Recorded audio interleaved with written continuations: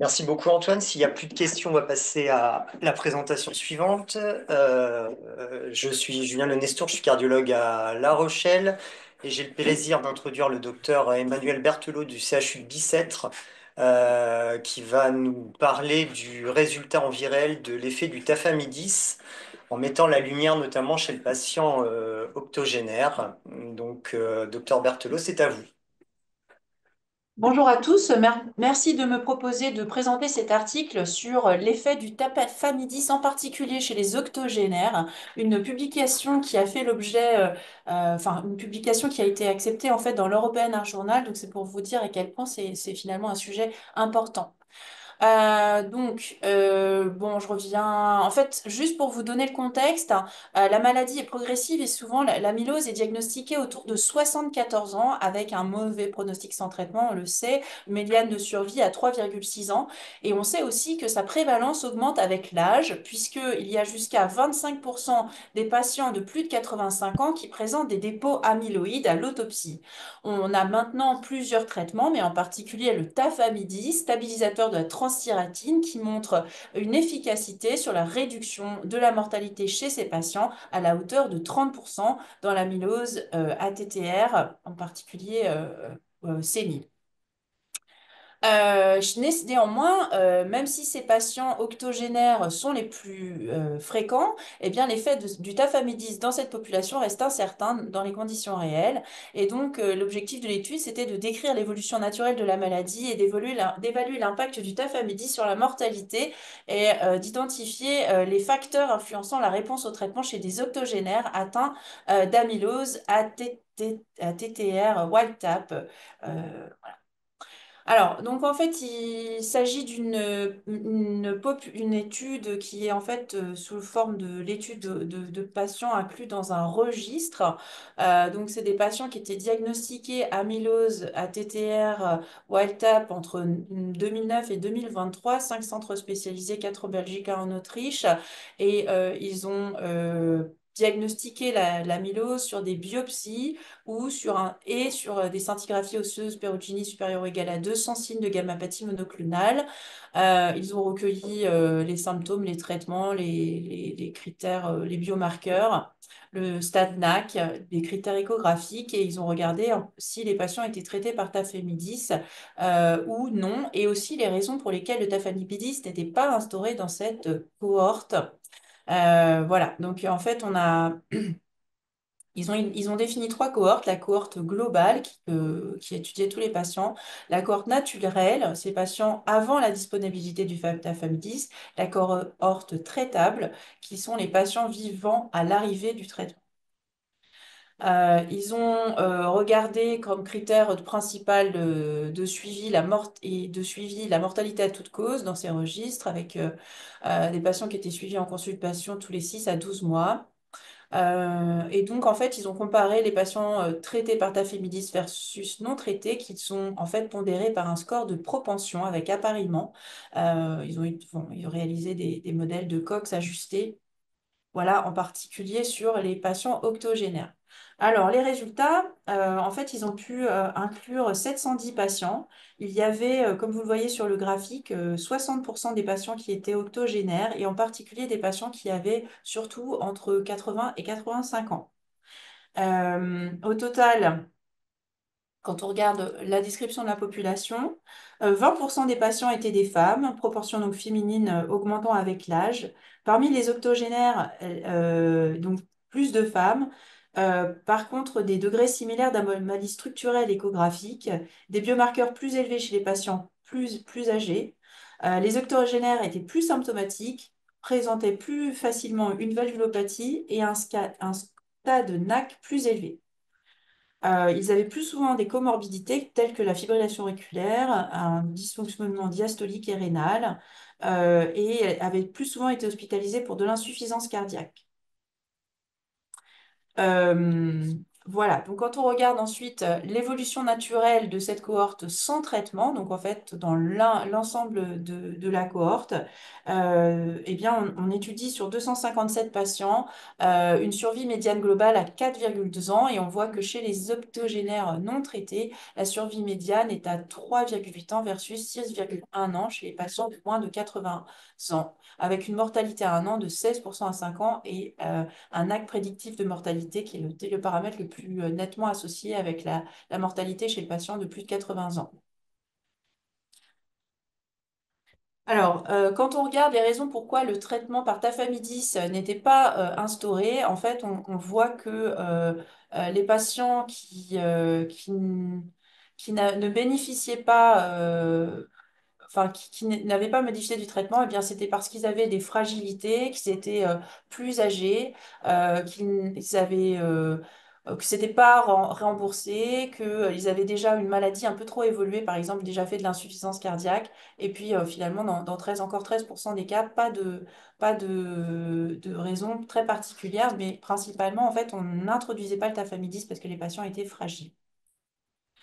Quand on regarde les raisons pour lesquelles les tafamidis avaient été discontinués chez ces patients traités, eh bien en fait, on voit en premier que le critère d'arrêt, c'est la progression de la maladie, l'insuffisance cardiaque avancée dans 40% de la population et finalement de façon indéfinie, de façon indéterminée, dans quand même presque 20% des cas. Quand on regarde quand on a ajusté par le score de propension l'efficacité, l'effet du tafamidis chez les patients,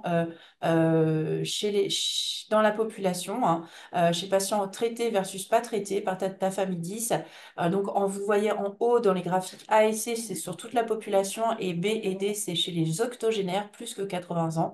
Vous voyez en fait que quand on fait marcher le score de propension, les patients traités par tafamidis ont quand même un nettement meilleur pronostic que les patients non traités par tafamidis.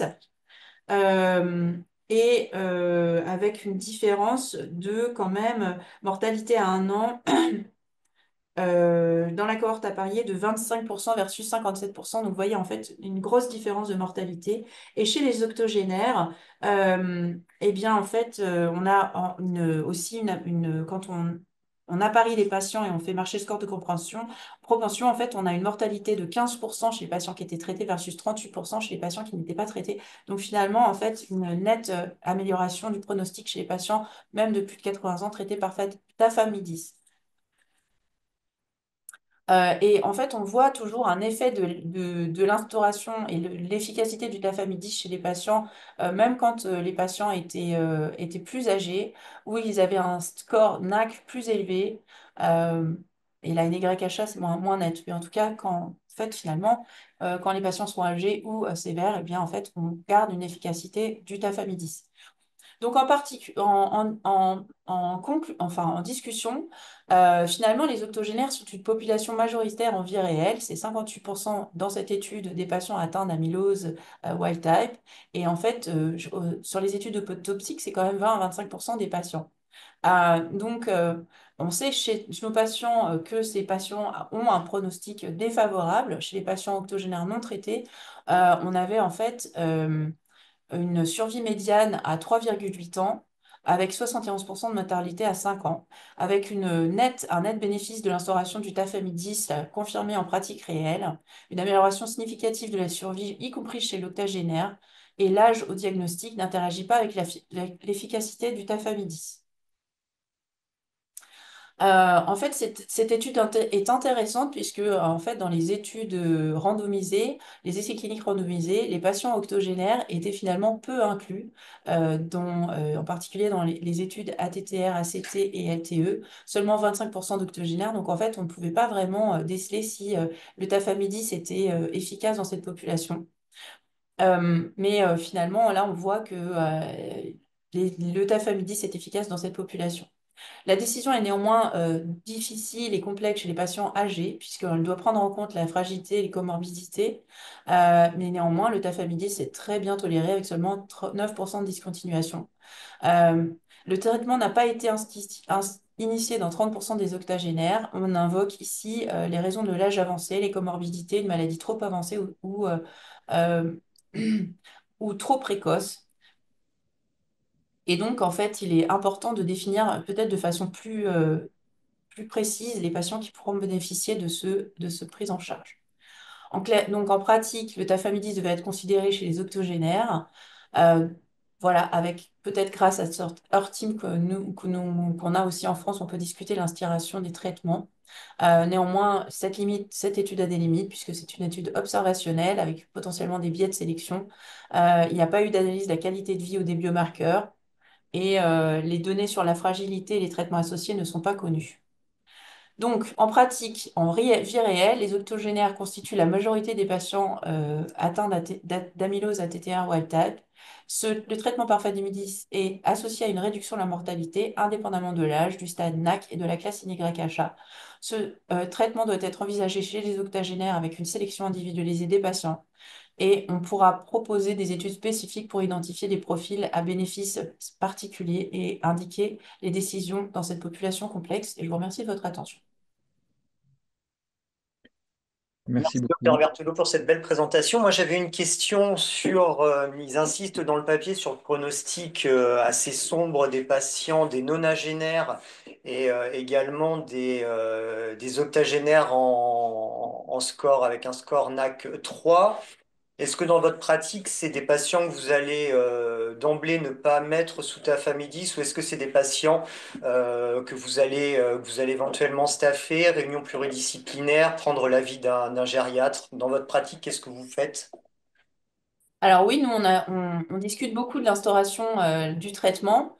Je pense que dans nos pratiques, on prend en compte l'autonomie du patient et peut-être son pronostic, enfin son pronostic. C'est-à-dire que si on voit que finalement, on a une autonomie très réduite et en fait un pronostic qui nous semble extrêmement sévère à court terme, on va peut-être pas le mettre sous tafamidis. Mais par contre, en fait, quand on identifie des patients qui sont relativement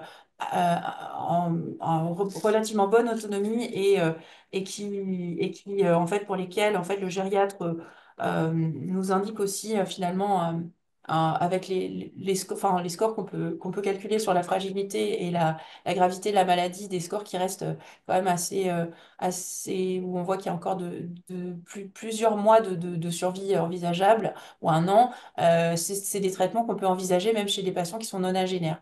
C'est vrai que, en fait, je pense que l'intérêt de ce papier, c'est que ça nous fait vraiment prendre conscience que cette discussion, on l'a quand même très souvent. Enfin, moi, je sais que dans le service, là, rien que cette semaine, on a 2 patients nonagénaires chez qui on a détecté l'amylose. Et c'est vrai que, en fait, en fait, je pense que quand ils ont une certaine autonomie, moi, je me prive pas d'introduire ce traitement qui est quand même très bien supporté sur le plan général. Donc, c'est un peu dommage de ne pas leur faire profiter du traitement.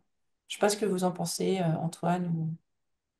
Moi, ce que je pense, je me permets de donner mon avis, c'est effectivement ce que cette étude nous montre et ce la plupart des centres font en pratique, je pense, c'est que c'est pas l'âge qui est un critère pour introduire le traitement, mais ça va être plutôt la fragilité et l'avancée de la maladie. Donc, merci beaucoup pour cette belle présentation qui est en écho avec la présentation d'avant sur finalement avec le cutoff du BNP, c'est l'avancée de la maladie, la fragilité qui doivent nous conduire à prescrire ou pas prescrire le traitement, plus que l'âge lui-même. Et à ce sujet, je pense qu'on peut écouter peut-être Antoine, qui était l'investigateur principal d'Amilo Hold, qui est Ouais, avec les patients de bah, de 80 toute ans façon, hier. alors j'ai pas discuté dans cette bibliose, enfin, je ne me suis pas mis avec ce papier de façon volontaire, mais ça tombe assez bien, puisque effectivement, avec le groupe IR, hein, donc avec les 39 centres qui ont inclus, on a justement soumis à European Heart Journal notre papier sur les octogénaires, et donc celui-là est sorti avant, donc on n'a pas pu le passer, mais Euh, Et avec finalement des résultats à peu près identiques, sauf que nous, on a atteint la significativité pour les plus de 80 ans, alors que là, il a un 0,053. Donc, il y a effectivement une forte tendance à dire qu'il y a une amélioration des patients sous tafamidis à plus de 80 ans, mais statistiquement, ils sont pas bons. Mais bon, donc on a exactement la même lecture, hein, de dire que les patients de plus de 80 ans ont un bénéfice, et on a même, et c'est pareil, c'est en cours de revue, montrer les données, essayer de publier les données pour les plus de 90 ans, où là, justement, ils disent que c'est plutôt de la futilité de traitement, alors qu'ils ont 10 malades traités sur 35. Donc, il faut quand même s'accrocher, hein, pour dire qu'il y a une futilité quand on compare 10 malades à 35. Bref.